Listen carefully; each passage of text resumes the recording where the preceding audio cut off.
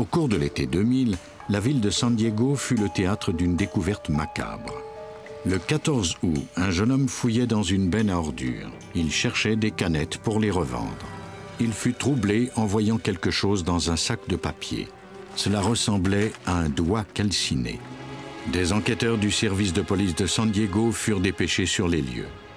Ils interrogèrent le jeune homme. Celui-ci déclara qu'il était en train de ramasser des canettes d'aluminium quand il avait trouvé ce qui ressemblait à des doigts. Même si cela ressemblait effectivement à des doigts, les policiers ne pouvaient rien laisser au hasard. Ils firent appel à des spécialistes. Tom Washington, un expert en dactyloscopie, examina le contenu de la benne à ordures. Pour éviter de détruire des indices, il prit soin de déposer séparément chaque article intéressant sur du papier blanc. Il sut tout de suite qu'il avait affaire à un cas hors de l'ordinaire. Eh bien, d'abord, on a vu que c'était des doigts humains parce qu'il y avait des ongles. En tout, on trouva 8 doigts. Les enquêteurs prirent soin de ne pas détruire d'indices en examinant le contenu de la benne. En plus des doigts, ils trouvèrent de nombreux autres objets comme des cisailles. Dessus, il y avait un numéro de code-barre. Les policiers croyaient pouvoir découvrir à quel endroit cet outil avait été acheté. Ils trouvèrent également l'indice le plus troublant, des notes manuscrites où l'on décrivait le crime en détail. Il y avait des notes comme une liste de choses à faire, du genre louer un véhicule assez grand pour transporter un corps, prendre congé du boulot, consoler la famille de la victime. Bref, une liste de choses que le meurtrier avait pensé devoir faire. Les indices trouvés dans la benne montraient que le crime avait été minutieusement planifié avant d'être brutalement exécuté. Celui ou celle qui avait fait cela voulait être absolument sûr qu'on ne découvrirait jamais l'identité de la victime. La police de San Diego était aux prises avec un cas complexe. Pour le sergent Bill Holmes, cette enquête serait difficile. Au début, nous n'avions aucune piste. Quand on ignore où se trouve la scène du crime et où est le reste du corps, cela représente un défi de taille. Les enquêteurs espéraient obtenir des débuts de réponse du labo. L'expert judiciaire Tom Washington examina les doigts. Mon objectif principal, c'était d'identifier la victime. On disposait de doigts, mais on ignorait de qui ils provenaient. Malheureusement, ces doigts étaient si carbonisés qu'il était impossible d'en relever les empreintes. Les policiers savaient qu'ils devraient trouver d'autres informations pour découvrir à qui ces doigts appartenaient et pourquoi ils s'étaient trouvés dans la benne à ordures. Au laboratoire judiciaire de San Diego, les cisailles furent examinées par l'expert Sean Monpetit. Les enquêteurs soupçonnaient le tueur d'avoir utilisé cet outil pour couper les doigts de sa victime. En examinant l'outil, j'ai remarqué sur les lames ce qui ressemblait à des fragments de chair. On détermina qu'il s'agissait de tissus humains. On les conserva en vue de pratiquer des analyses génétiques. On ne trouva toutefois aucune empreinte digitale sur l'outil. Les policiers poursuivirent les recherches. À l'aide du code-barre trouvé sur les cisailles, le détective Bill Holmes tenta de découvrir qui avait acheté cet outil. J'ai envoyé des détectives dans les magasins du secteur. On a pu déterminer à quel endroit ces cisailles avaient été achetées. C'était dans une quincaillerie du secteur. Elles avaient été payées par carte de crédit. Malheureusement, comme il était tard, nous n'avions pas accès au système informatisé qui nous aurait indiqué à qui cette carte appartenait. On avait le numéro, mais il nous était alors impossible de savoir qui en était le propriétaire. Les enquêteurs constatèrent alors que la carte avait servi à payer autre chose. La personne qui avait acheté les cisailles avait également loué une shampooineuse à tapis. En effectuant d'autres vérifications, on a appris que la carte de crédit avait servi à payer la location de la shampooineuse au même magasin. Mais pour cet appareil, le client avait dû remplir un formulaire et signer un contrat. Le nom qui figurait sur le formulaire était celui de Calvin Parker. Les policiers tenaient enfin une piste solide. On vérifia les antécédents de Calvin Parker pour découvrir qu'il n'avait aucun passé judiciaire. Cet ancien combattant n'avait aucunement le profil d'un meurtrier brutal. Les détectives commençaient à croire que l'affaire allait s'embourber quand ils eurent un coup de chance. À Carlsbad, à quelques kilomètres au nord de San Diego, deux femmes avaient remarqué quelque chose d'étrange au cours de leur promenade quotidienne. Un couvercle avait été solidement fixé à une poubelle à l'aide de rubans adhésifs. Une odeur nauséabonde très puissante s'en échappait. Le policier l'ouvrit avec précaution et y trouva le corps d'une femme. Au bureau du médecin légiste de San Diego County, Christopher Swalwell examina la victime, une femme à la peau blanche au début de la trentaine. À en juger par le degré de décomposition de son corps, elle était morte de 1 à 3 jours plus tôt. Elle était nue, à l'exception d'un foulard autour du cou. Comme Swalwell avait été avisé de ce qu'on avait trouvé dans la benne à ordures, il savait par quoi commencer. Tous les doigts avaient été coupés. C'était donc difficile de ne pas faire un rapprochement entre les deux affaires. J'ai procédé à l'examen en présumant qu'elles étaient bien reliées. Swalwell détermina que la mort était imputable à une profonde incision au cou qui avait sectionné la jugulaire. L'autre blessure significative que j'ai remarquée, c'était une lacération du cuir chevelu. De fait, il y avait là une fracture du crâne. C'était donc une blessure assez grave. On pouvait également voir que la victime avait été violée.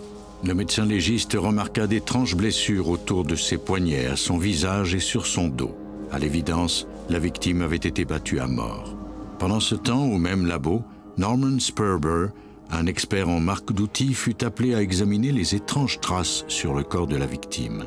Il en déduisit que le meurtrier avait menotté sa victime, les mains dans le dos. Ces menottes avaient laissé des marques au poignet et dans le dos. J'ai obtenu des menottes du poste de police de San Diego que j'ai mises au poignet de la victime pendant que son corps était étendu sur le ventre. J'ai alors constaté que les menottes se trouvaient exactement vis-à-vis de la marque horizontale sur son dos.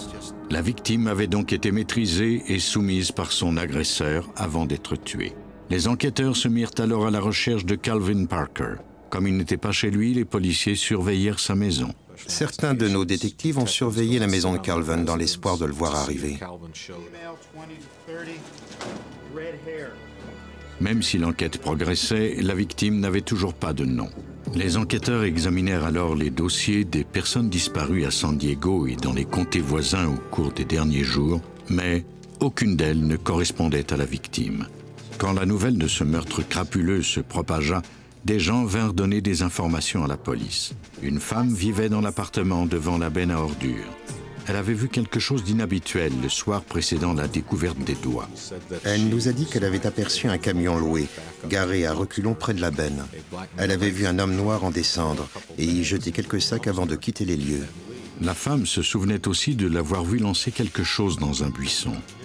Elle avait d'abord cru qu'il s'agissait d'une cigarette, mais il n'y avait aucune cendre rougeoyante ni étincelle. Les enquêteurs retournèrent sur la scène et fouillèrent les lieux. Ils y trouvèrent le bout du pouce de la main droite de la victime. Ils l'emportèrent au laboratoire judiciaire de la police de San Diego où Tom Washington l'examina.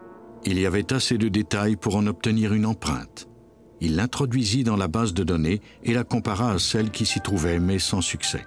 On ne savait toujours pas qui était la victime. Le sergent Holmes demanda alors à ses détectives de se concentrer sur leur dernière piste, le camion de location aperçu par le témoin. On a demandé à l'un de nos détectives de se rendre aux agences qui louaient des camions de ce modèle. Il y en avait plusieurs dans la région de San Diego.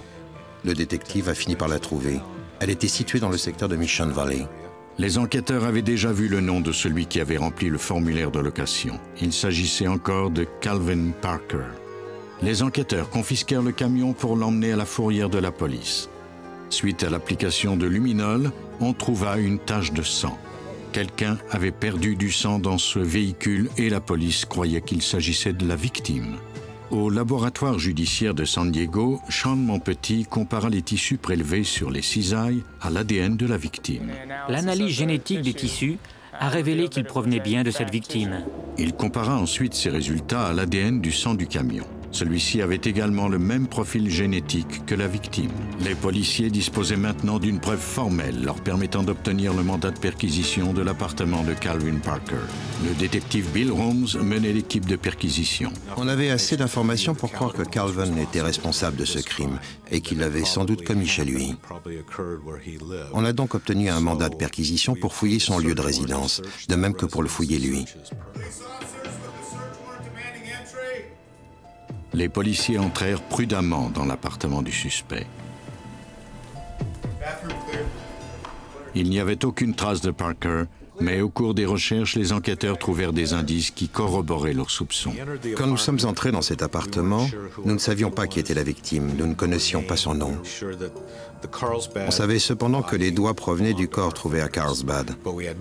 On ignorait qui c'était jusqu'à ce qu'on entre dans l'appartement de Calvin et qu'on y trouve des photos d'elle et des cartes d'identité.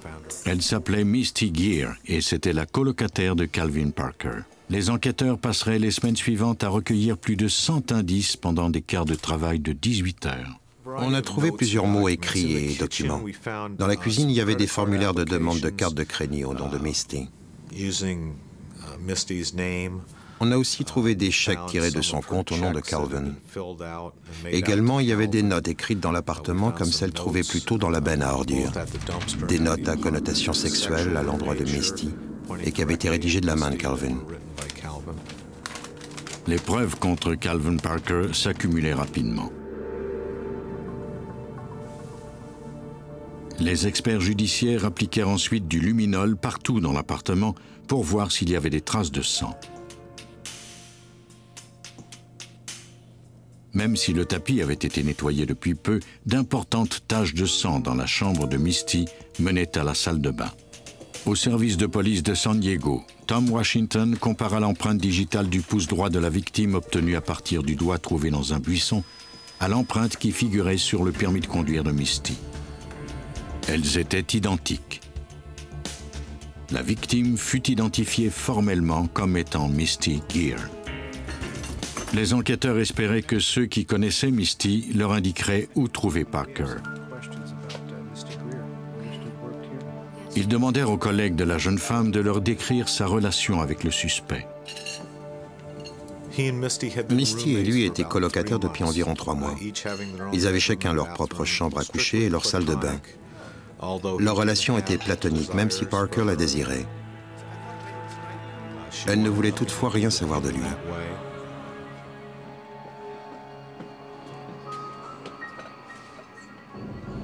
Les policiers disposaient maintenant du mobile de ce crime. Calvin Parker était obsédé par sa colocataire. On devait absolument le retrouver.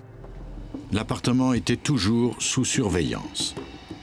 Au matin du 15 août, Calvin Parker se rendit chez lui pour prendre son courrier.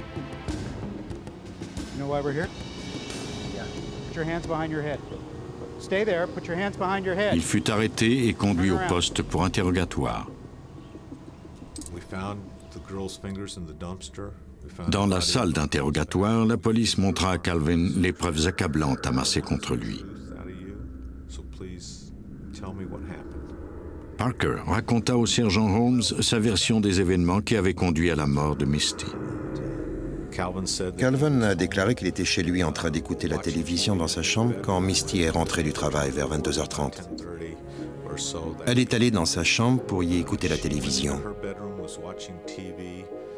Environ une demi-heure plus tard, il est allé la rejoindre, s'est assis sur son lit où ils ont écouté la télévision ensemble avant d'avoir une relation sexuelle à laquelle Misty était consentante.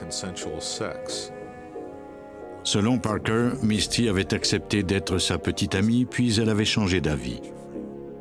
Ils s'étaient disputés et elle l'avait insulté. Il ajouta qu'il avait alors perdu la tête et l'avait frappé. Il serait devenu fou de rage. Il aurait saisi un cadre près de son lit et l'aurait frappé à 3 reprises. Une fois à la tête, puis à la gorge et enfin à la poitrine. Elle aurait alors commencé à saigner abondamment. Mais l'étendue des blessures et les marques de menottes au poignet de Misty fournissaient une autre version des faits.